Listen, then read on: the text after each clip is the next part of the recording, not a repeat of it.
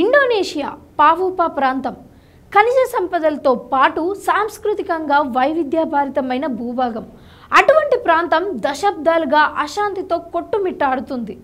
మే 16, 2025న ఈ ప్రాంతం మరోసారి రక్తపాతంతో అట్టుడిగింది. ఇంతంచేలో భద్రతా భూభాగాలు వేర్పాటు వాయిదా తిరుగుబాటుదారుల మధ్య జరిగిన ఘర్షణలో 20 మందికి పైగా మరణించారు.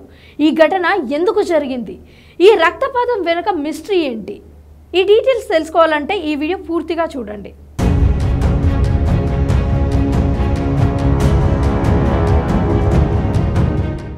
మే 14, 2025 బుధవారం ఇంతన్ జయ పాపువాలో తిరుగుబాటుదారులు ఎక్కువగా ఉన్న ప్రాంతం. ఇక్కడి గ్రామాల్లో విద్య, వైద్య సేవలు అందించేందుకు ఇండోనేషియా సైనిక దళాలు చేరుకున్నాయి. ఒక్కసారిగా యుద్ధ వాతావరణం మొదలైంది. డజన్ల కొద్దీ వేర్పాటువాద తిరుగుబాటుదారులు ఆయుధాలు, బాణాలతో సైనికులపై దాడికి దిగారు.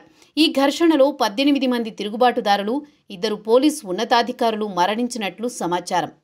ఈ ఉద్యమం ఇప్పుడు మొదలైంది కాదు. 1960లలో డచ్ కాలనీగా ఉన్న పాపువాను ఇండోనేషియా స్వాధీనం చేసుకుంది. 1969లో యాక్ట్ ఆఫ్ ఫ్రీ చాయిస్ అనే ఓటింగ్తో పాటు పాపువా ఇండోనేషియాలో విలీనమైంది.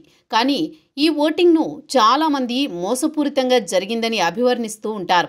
అప్పట్నుంచి ఫ్రీ పాపువా మూవ్మెంట్ స్వాతంత్ర్యం కోసం మొదలైంది. స్థానికంగా ఉండే పాపువాన్లు ఇండోనేషియా పాలనను వ్యతిరేకిస్తూ తమ హక్కులు కోల్పోతున్నామని ఆందోళన వ్యక్తం చేశారు.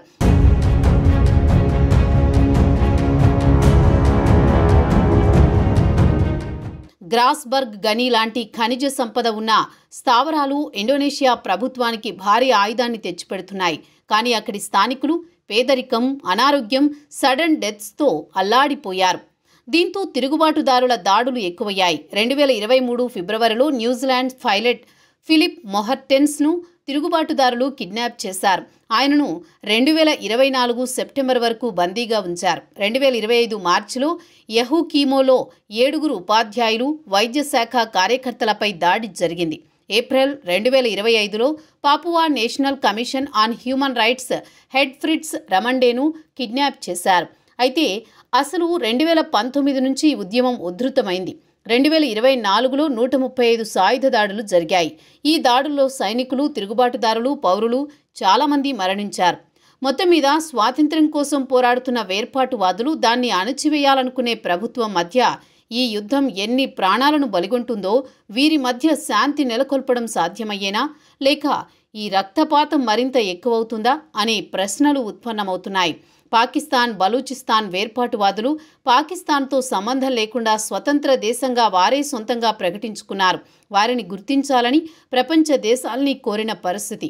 మరి ఇండోనేషియాలో కూడా ఇటువంటి సమస్య ఉంది కాబట్టి పాపువాను స్వతంత్ర దేశంగా తమకు తామే ప్రకటించుకునే అవకాశం కూడా లేకపోలేదు.